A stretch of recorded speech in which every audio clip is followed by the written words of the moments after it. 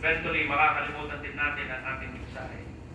If it neglects evangelism, it loses its passion. Wala na tayong pagmamahal sa mga kaluluwa. Nagsusurvive na lang po tayo.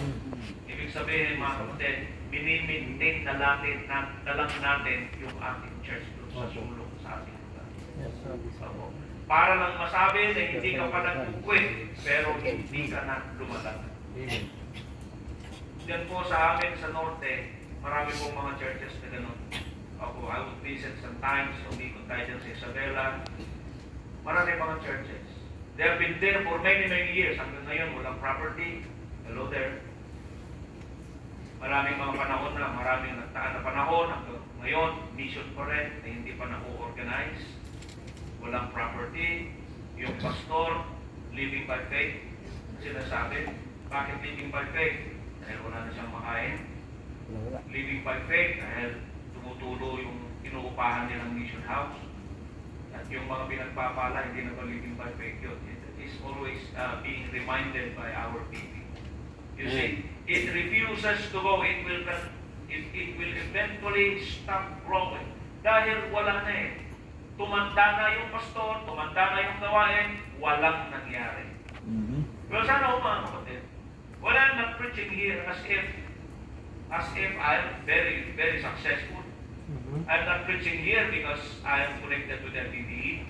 Well, I'm happy with this privilege to stand before you, ladies and gentlemen, to remind us once again na kinakailangan lumaban po tayo. The question is not whether the church has a mission. That's not the question. The question is whether the mission is still the focus of the ecclesia. Amen. Acts chapter 13 was descriptive of the New Testament ecclesia. The ecclesia is described in Acts chapter 13. At mayroon pong ilang versikulo po ito. Isa-isahin po natin yan. Hindi po tayo aalis sa Acts chapter 16 ngayong umaga. If time would allow, mga kapatid. Well, first, worshiping churches. Acts verse 13, or rather verses 1 to 3. Makita po natin yan. With worship. Doon po nagsisimula, mga kaibigan. Before sumabat sa gawain, inuna muna nila ang Panginoon at ang kanilang mga relasyon sa Kanya. Mo po rito, parang nakikita ko ang aking sarili sa mga nagtested ko po rito. Yung mga bata pang preacher, and I was like that 41 years ago. Diyan pa ang pulpito dati. Diyan pa sa likod yan. Really, God's work always begins in God's presence. Ang motibo ay ang Panginoon, hindi ang Panginoon, hindi ang kahit anuman, mga kapatid, ang Panginoon ang motibo natin. That will eventually loses its witness. That is what I'm saying, always saying to our people. Let us worship and bow down. Let us kneel before the Lord our Maker. We must center our worship to God. Pastor Panto.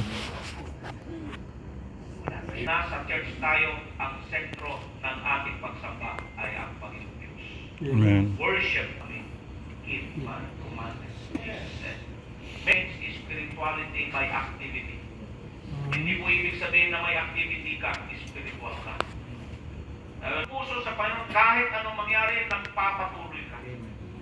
The ecclesia was descriptive of worship, and secondly, the ecclesia was also descriptive of willingness. As they ministered to the Lord and fasted, and the Holy Ghost said, "Separate me, Barnabas and Saul, for the work whereunto I have called them." And when they had fasted and prayed, they laid their hands on them as they sent them away. There was willingness to go. There was willingness. Meron po silang pagnanais na humayo among these finest leaders. Kita ninyo yung pinipresent ni Pastor Rabante po dito, yung mga men, they have more than hundreds of men, serving in this ecclesia. Sa amin, hindi man hundreds, but we have men. Nandito siya, kaya lang nakuna na sila.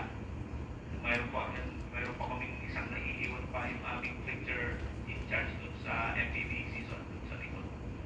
The greatest investment a church can is training men. Amen. and sending laborers. Amen. Will